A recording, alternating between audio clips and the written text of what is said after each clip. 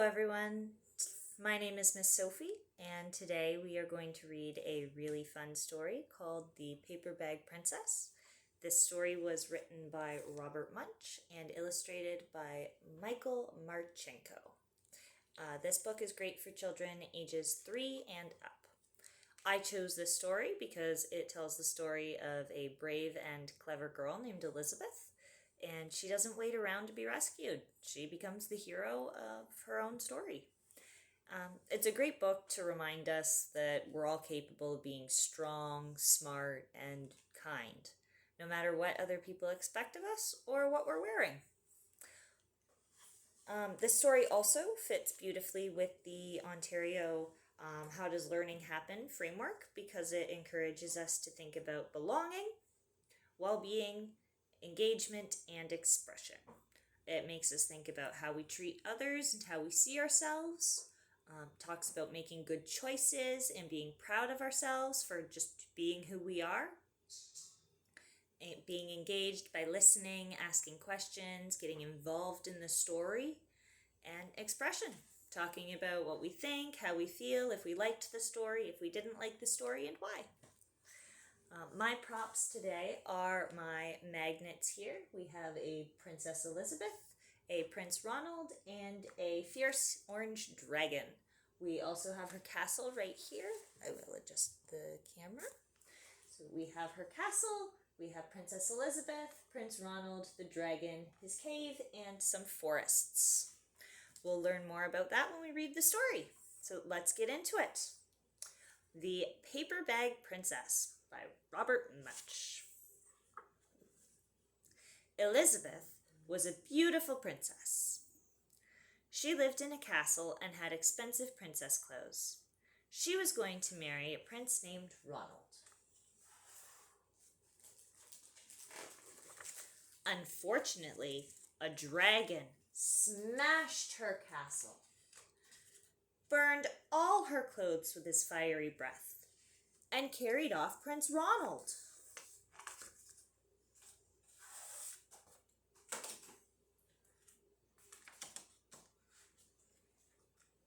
Elizabeth decided to chase the dragon and get Ronald back. She looked everywhere for something to wear, but the only thing that she could find that was not burnt was a paper bag. So she put on the paper bag and followed the dragon. There's Princess Elizabeth's paper bag. He was easy to follow because he left a trail of burnt forests and horses' bones.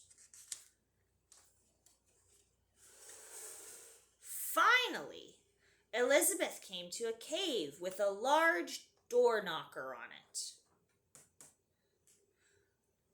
She took hold of the knocker and banged on the door. The dragon stuck his nose out of the door and said, "Well, a princess. I love to eat princesses, but I have already eaten a whole castle today. I am a very busy dragon. Come back tomorrow." He slammed the door so fast that Elizabeth almost got her nose caught. Elizabeth grabbed the knocker and banged on the door again. The dragon stuck his nose out of the door and said, "Go away. I love to eat princesses, but I have already eaten a whole castle today. I am a very busy dragon. Come back tomorrow." "Wait!" shouted Elizabeth. "Is it true that you are the smartest and fiercest dragon in the whole world?" "Yes," said the dragon. "Is it true," said Elizabeth, "that you can burn 10 forests with your fiery breath?"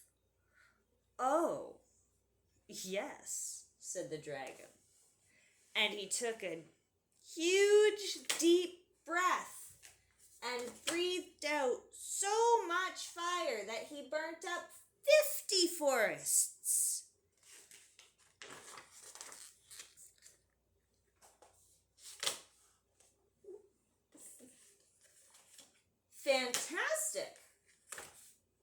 said Elizabeth.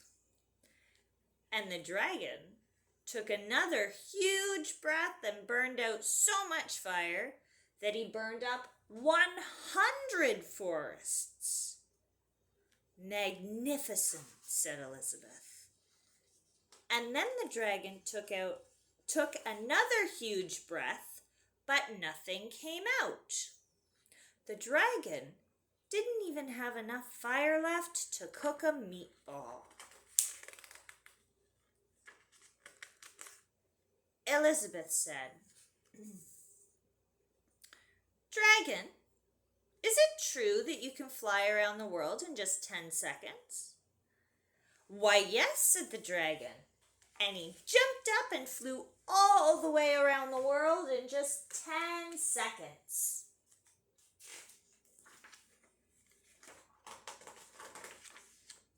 He was very tired when he got back, but Elizabeth shouted, Fantastic!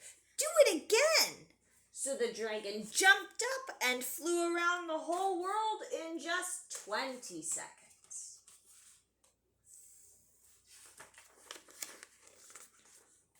When he got back, he was too tired to talk, and he laid down and went straight to sleep. Elizabeth whispered very softly, Hey, dragon! The dragon didn't move at all. She lifted the dragon's ear and put her head right inside. She shouted as loud as she could, Hey, dragon! The dragon was so tired, he didn't even move. So, Elizabeth walked right over the dragon and opened the door to the cave.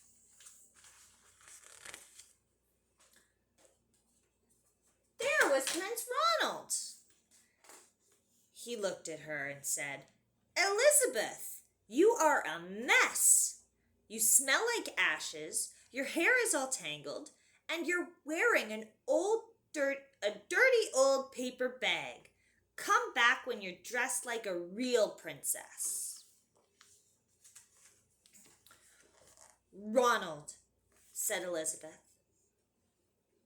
your clothes are really pretty and your hair is very neat.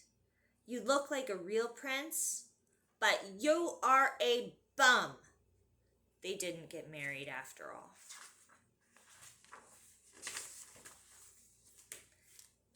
The end. That was the paper bag princess. See, Elizabeth didn't let a dragon or a rude prince stop her. She stayed true to herself, and she used her brains, her bravery, and confidence to overcome the dragon's obstacles. And that's something that we can all learn from. We don't always have to be violent to solve our problems. We don't have to slay a dragon to solve our problems. We can use our brains and think things through. The other special thing about this story is that I like how it challenges traditional gender roles. Instead of waiting for a prince to come and rescue her, Elizabeth takes charge of the situation and solves her own problems plus the prince's problems. She shows us no matter what gender you are, if you're a boy or a girl, you can be strong, you can be smart, you can be courageous, and the story helps us to think about how important it is to look beyond stereotypes and celebrate people for who they are on the inside. Excuse me. I think a great extension activity for kindergarten-aged children between 3 and 6 would be to have the children color and decorate their own paper bags. That way they can have their own personalized paper bag outfits. That way it's a hands-on art project that encourages creativity, self-expression, as each child creates and designs their own unique outfit using different mediums. Crayons, markers, stickers, whatever other craft materials you have in your classroom that you feel would be appropriate for a hands-on art activity. Those are just the ones that immediately come to my mind. You could also use little scraps of fabric and glue, bunches of little things, magazines, yeah, all kinds of little hands-on loose parts that could be used for this sort of medium. Buttons would be another one.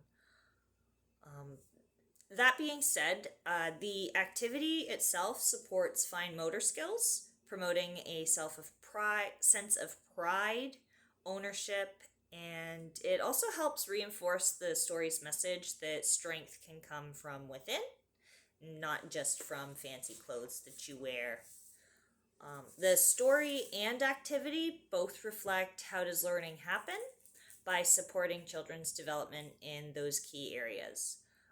They explore concepts of belonging by discussing friendships, fairness, and what it means to stand up for oneself.